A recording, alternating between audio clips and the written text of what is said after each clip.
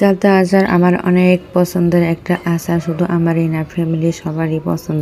সেজন্য অনেকটুকু চালতা আচার বানিয়ে ফেললাম।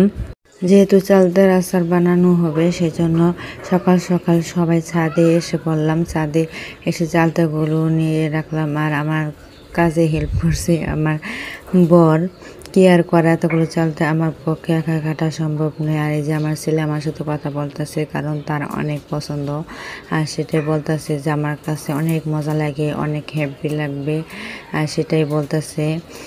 আর সেটা আমি রেকর্ড করে রাখতেছি, আর এখানে আমি নিজে ভয়েস দিচ্ছি, কারণ যেহেতু ভয়েস দিতে হবে সেজন্য পুরোটাই ভয়েস দেওয়ার চেষ্টা করব। আর সেটা আপনাদের সাথে শেয়ার করছি। চালতাগুলো কাটা শেষ হয়ে গেলে আমার বড় অফিসে চলে যায়।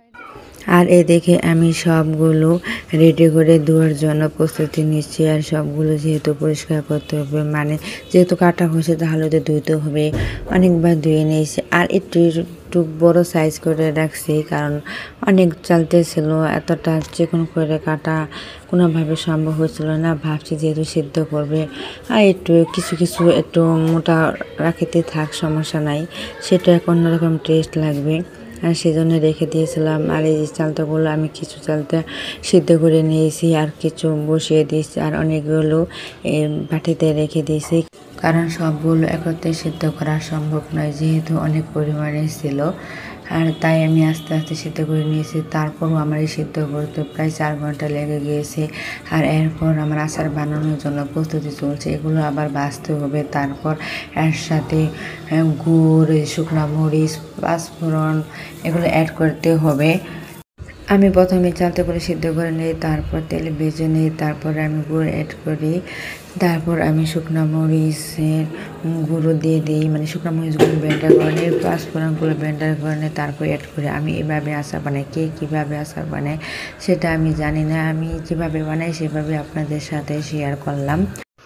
আর এভাবে আমি সবগুলো চালতা ভেজে নিই। এই তো আমার ভেজে নেওয়া শেষ হয়ে গেছে। এখন এগুলো আমি গুড় অ্যাড করে দেব।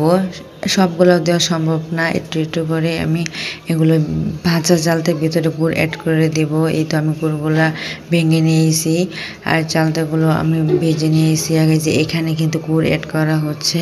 তো চালতাগুলো আচার তৈরি করতে আমার রাত হয়ে গেছে, তখন আমি রুমে এসে পড়ি, কারণ চালতাটুকু আমি ছাদে নাকড়ি চুলাতে বানিয়েছিলাম। আর এদিকে বিদ্যুৎ চলে গিয়েছিল, আর এদিকে শুকনা মরিচ ও পাঁচফোড়ন ব্লেন্ডার করা ছিল, আর সেগুলো আমি গুঁড়ো চালতার উপরে দিয়ে দিয়েছি, আর সেজন্যই হয়তো আরও কালো দেখা যাচ্ছে। আর এদিকে বিদ্যুৎ না থাকার কারণেও হয়তো